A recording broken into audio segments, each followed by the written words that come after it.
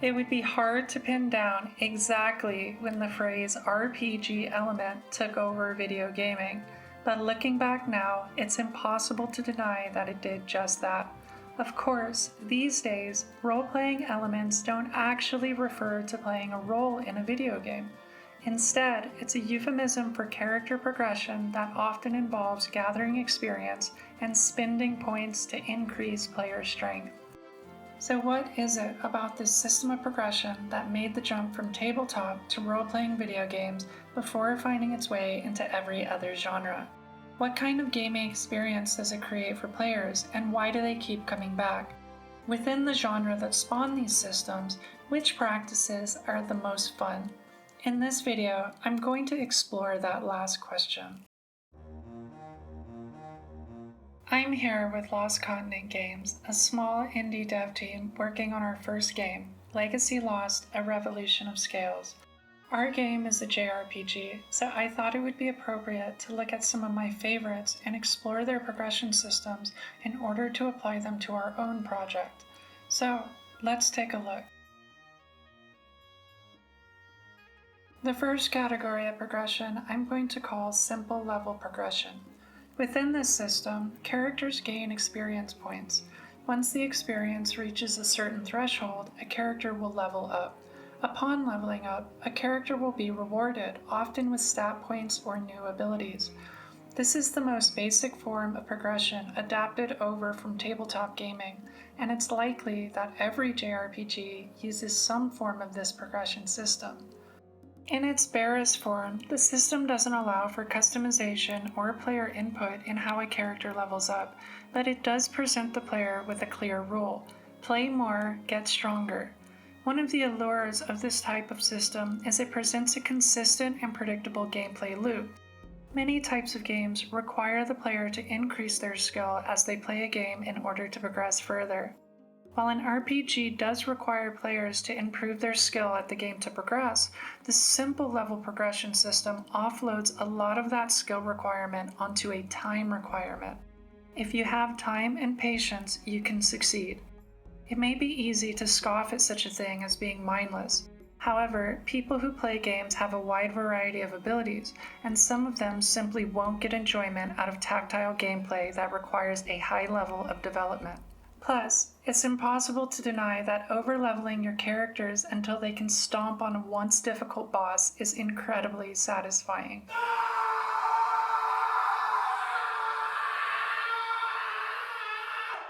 For an example of this type of leveling system, I want to look at Shadow Hearts. There are older and more influential titles that I could use to make this point, but I like this game, and I'll have no chance to talk about it otherwise. Sorry. Let's take a look at Alice. Alice begins the game at level 1 with one ability, Cure. Every level, she gains stats like HP and intelligence that will increase her combat proficiency. At level 7, she gets Holy Edge. At 11, she gets Blessed Light. At 21, Wish.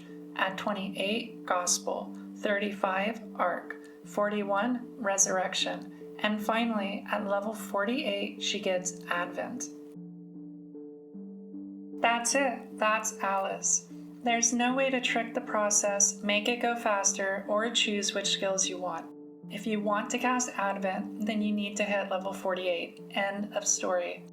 Shadow Hearts has a lot of other systems that make it interesting to play, but the underlying level system is as simple as can be. It lays a great foundation for all the other systems we'll discuss today. Let's summarize some of the achievements and consequences of this approach. For the achievements, it provides a consistent and fair gaming experience. It caters to players who want to focus on strategy rather than tactile ability. It provides short-term goals to always strive towards, and it offers rewards for playing consistently. As far as consequences, it doesn't allow for player input on how characters grow. It can be monotonous to extend game time, or it can make challenges trivial. The next category I'm calling skill growth systems. In systems like this, rather than collecting EXP to increase the proficiency of abilities, The player uses skills in order to improve their performance. A typical example of this would be Skyrim. In Skyrim, if you want to be a stealth archer, you don't need to collect generic EXP. Rather, you need to do stealth archer things if you want to be a better stealth archer. This system was somewhat infamously implemented in Final Fantasy II, in which stats would grow upon their use and lower if they were ignored. While this may reflect how skills work in real life, it's one of the many examples of why realism in gaming shouldn't always be the goal. Undeterred by the reaction to that system, JRPGs are no stranger to skill growth systems. Skies of Arcadia, for instance, allows characters to unlock new magic by using similar magic. Each school of magic corresponds to a color, and the characters using spells from that color will increase their proficiency with it. However, each character has affinities for particular colors which make it easier for them to progress down that path. In this way, specialization encouraged by the game designers, but not mandated. It gives characters a sense of identity rather than portraying them as blank slates to be built upon as needed. But it doesn't lock them out of anything a player might want to do with them. Personally, that's a dynamic I look for when building an RPG. Another good example of skill growth comes from Star Ocean 2. In this game, characters have special arts or killer moves that are improved through use. Interestingly, using a killer move consistently doesn't just increase the damage multipliers on that skill, but it can actually augment how the skill itself performs. For example, a killer move that strikes twice at first may grow into a 5-hit combo with consistent usage. This is an interesting approach because these skills scale with the character and remain relevant over the course of the game instead of simply being replaced with new skills immediately. Before discussing the effects of this approach in general, I want to talk about a similar and related approach so I can talk about them together. Related to skill growth systems, I've noticed a system that I'll call the skill use system. Similar to skill growth, skill use requires that skills are used in order to progress. However, using skills doesn't necessarily improve the strength of the skills themselves. Rather, new skills may require that earlier skills are used a certain number of times before they're unlocked. But the two systems are often used in tandem. In Legend of Dragoon, there's a classification of active time event attacks called additions. These attacks require players to input button presses in increasingly elaborate and difficult rhythms. Upon completing the sequence, a success counter is added to the skill screen.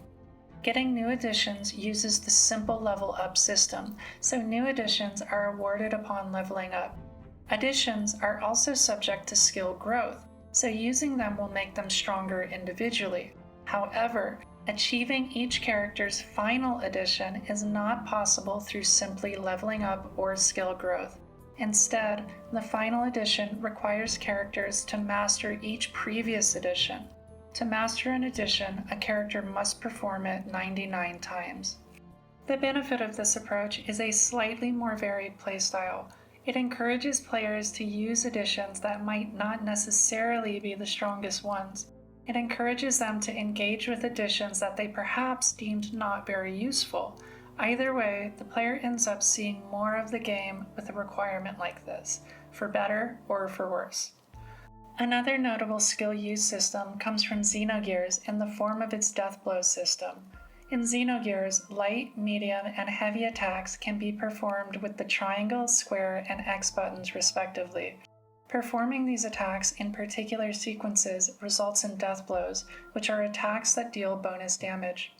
I'm going to be honest with you, I've been playing this game for decades and I'm still not sure how to unlock new death blows for sure because all of the ancient game facts guides say something different. Here's what I can tell you for sure. Using death blows will not unlock new death blows. New death blows are unlocked through using combinations of triangle, square, and X without performing a death blow, although the exact mechanism is still a mystery to me. The fact is, the game encourages players to engage with tools that are not the strongest. Players can choose to use weaker attacks which will unlock more powerful death blows in the future, or they can use current death blows to overcome pressing combat challenges. I think this approach solves a problem that many RPGs have, that being only using the newest, strongest option available to them. So let's summarize these two approaches. As for achievements, it allows for player choice in how they want their characters to grow. It encourages engagement with a variety of game systems. It makes sure that skill power scales throughout the game, and it gives characters distinct, non-restrictive archetypes. As far as consequences, it could encourage repetitive gameplay. It could force players to engage with systems that they are not interested in, and it could provide the illusion of choice as opposed to an actual choice. Before I move on to the final progression type I want to discuss, I want to give an honorable mention to Final Fantasy IX's AP skill system. I want to mention it here because I think it achieves the same goal as a skill use and growth system, but applied to equipment instead of skills. In FF9, characters learn new abilities by equipping weapons and armor and gaining EXP. This encourages players to spend more time with equipment and learn abilities before upgrading to stronger armor immediately. Congratulations, Final Fantasy IX. I hope your remake goes well, even though you don't need it because you're perfect. The last system that I want to discuss is an intensive progression system that could be referred to as a skill tree, but I want to refer to it as a game board progression. I like this term better because this system makes progression into a game in and of itself. The most prolific example of this type of progression is the sphere grid from Final Fantasy X. EXP is gained and spent to move across the board, and other resources are used to unlock skills and forego obstacles. The grid has spatial elements that allow players to explore pre-designated branching paths. Similar to previous approaches, the grid may also reward players for staying in earlier zones of the board until they are completely unlocked. But it is ultimately in the player's hands if they want to progress more quickly to unlock more powerful abilities more quickly. It embodies the dynamic I appreciate in which archetypes are defined but allow for customization. By the time the player reaches the endgame, however, these barriers dissolve and characters can move to any part of the board that interests them, or, if they have enough time and patience, unlock the whole board. This is such an engaging system because players can spend hours on the grid alone, planning in their approach and making decisions about how they want to spend their resources throughout the game. There's also an air of mystery where parts of the grid are obscured, left there for characters that the player has yet to unlock. I could spend a very long time talking about the genius of this system, but luckily someone else already did. If you want to learn more, you should check out Alleyway Jack's video on the topic. Another Final Fantasy title that takes a similar approach is 12. In the Zodiac Age re-release, Square Enix updated the license system to be job-specific. Each job has a license board that characters can progress across.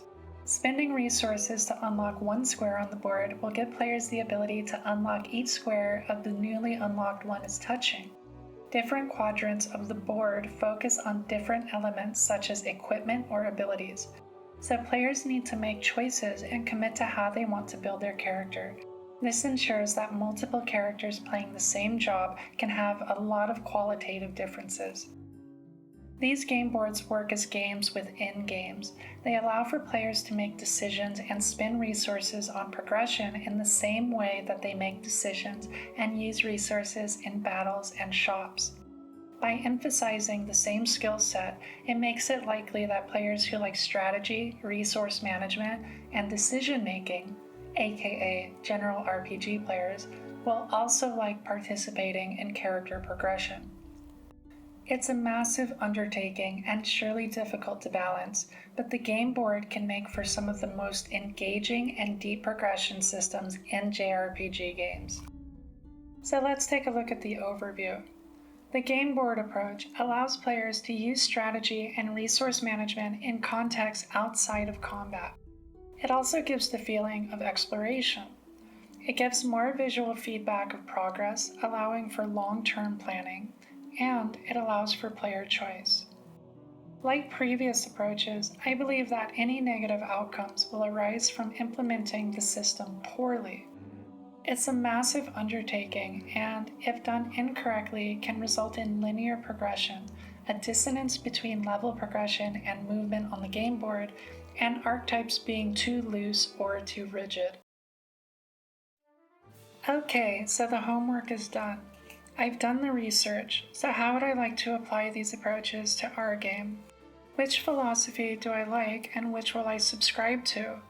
Well, I'd like to see more stuff like this, so I'm going to subscribe to the skill use approach. I really like the game board approach. We're a small team, and I'm going to be honest and say that we don't have the scale to nail something like that. And anything we do, I want it to be good, so I want to try something more achievable but put my own spin on it. Let's see how we did it. So, I decided not to go with the skill growth approach because that makes skills grow in strength over time. The attacks in Legacy Lost have a lot of different properties that give them utility, so they stay relevant throughout the game even if they don't have the raw power of later skills. They don't really need to scale up. Characters have 2 lines of progression. The first line is their class progression. They have access to 3 pre-designated classes that draw from skill banks. They also have personal progression where they can unlock abilities unique to them. The class progression system uses a pretty simple point-buy system. Every few levels, characters are awarded class points. The player can spend class points to level up the class of their choice. Leveling up a class provides stats and abilities. It's pretty basic, but it does give the players some input as to how they want a character to grow. Combined with equipment customization options, there's a variety of ways to build a character. Personal progression, on the other hand, uses a skill use approach. As far as skill use goes, I wanted to track things beyond just skill use in order to encourage the player to play in different ways.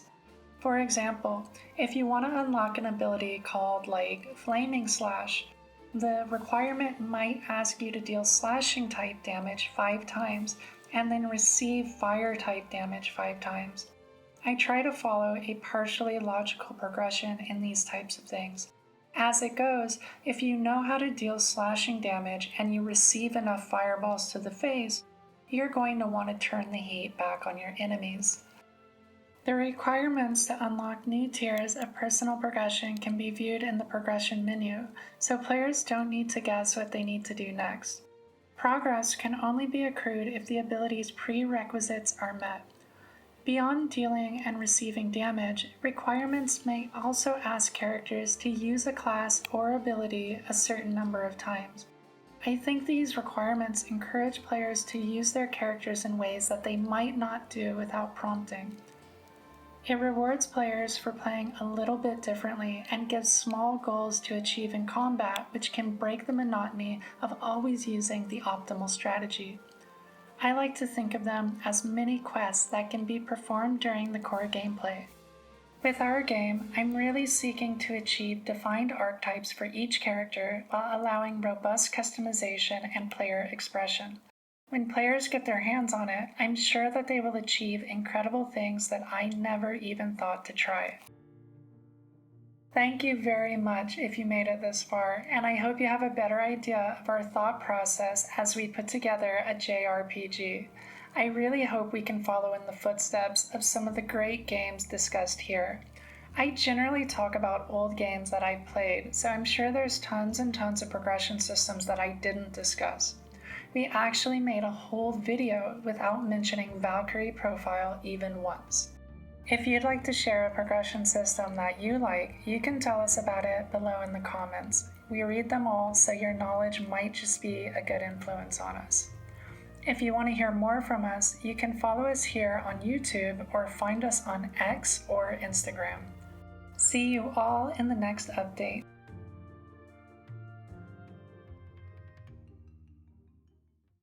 Different quadrants of the board focus on different